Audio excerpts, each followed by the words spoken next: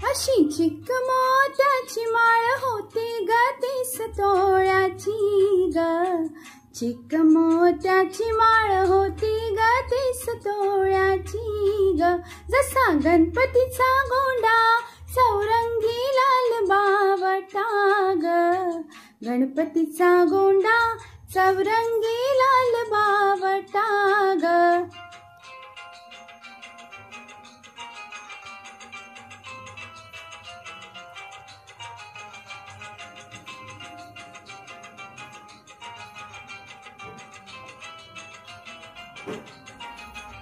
मोरया गणपतीला फुलून माळ शोभली ग, मोरया गणपतीला फुलून माळ शोभली ग।